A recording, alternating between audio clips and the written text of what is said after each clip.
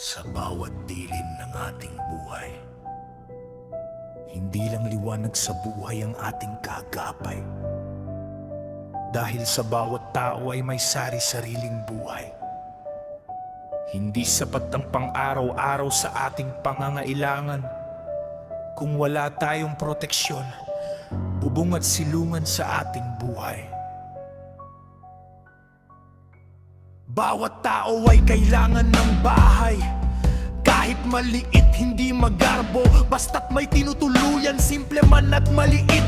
Kahit ano pa yan, ang mahalaga ay may silong tayo para tayo mabuhay. Aanhin natin ng malaki at magarbong bahay kung wala din tayong sapat na kailangan para sa ating pangangailangan. Basta ang importante sa ating buhay ang mamuhay tayo ng malakas, simple at masagana. Ngunit sa panahon natin ngayon, hindi lang buhay na tao ang pwedeng mamuhay sa malaking bahay na gawa sa bato. Kahit sa kabilang buhay ay may naninirahan pa rin sa bahay na ito. Mahirap din mamuhay kahit sa simpleng dala ng ating buhay. Meron din tayong kakaibang nangyayari sa buhay na hindi natin nabibigyan ng pansin kahit sa sariling bahay. Kahit tiisin ay meron tayong kailangang pigilan.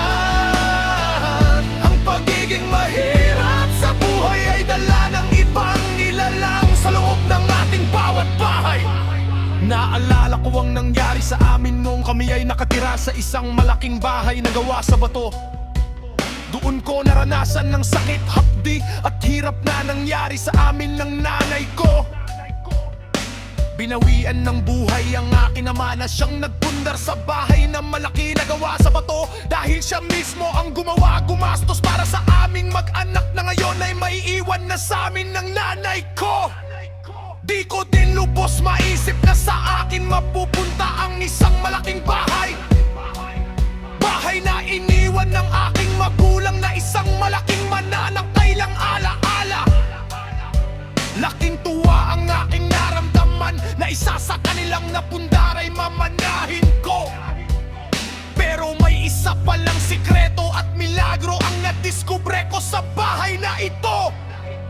Lang taon ang lumipas ng aking naumpisihan, tumira ako sa bahay na to at nagawa kong sariwain ang mga alaalang naiwan. Ngunit sa hindi sinasadyang pangyayari, ako'y napatingin sa bandang ilalim sa baba ng hagdanan na meron pang kasunod sa bandang paa ng isang nakapatong na malaking parang kahon ng aking silipin ay isa siya palang malaking silong na nagtatago sa malaking carpet na nakatakip sa ilalim ng lupa na ito. Ngunit sa panahon natin ngayon, hindi lang buhay na tao ang pwedeng mamuhay sa malaking bahay na gawa sa bato. Kahit sa kabilang buhay ay may naninilahan pa rin sa bahay na ito.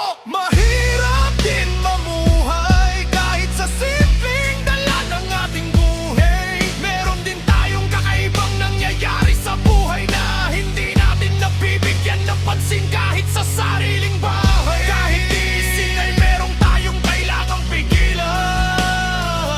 Ang pagiging mahirap sa buhay ay dala ng ibang nilalang sa loob ng ating bawat bahay.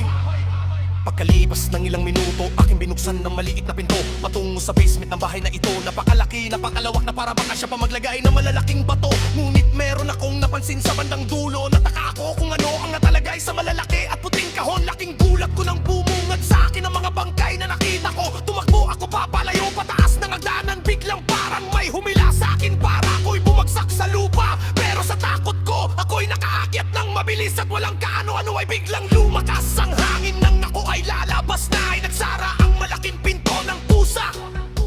Hindi ako makaalis kaya ako'y lalong umakyat sa taas. Pag-akyat ko sa ikatlong palapag, napahinto ako at doon sa kwarto ng aking ina ako'y natataga. Bigla ako napansin na parang may kumikinang sa loob ng kwarto ng aking ina. Binuksan ko, pumasok ako at ako'y bigla na lang napahinto. Sino ang babaeng yun?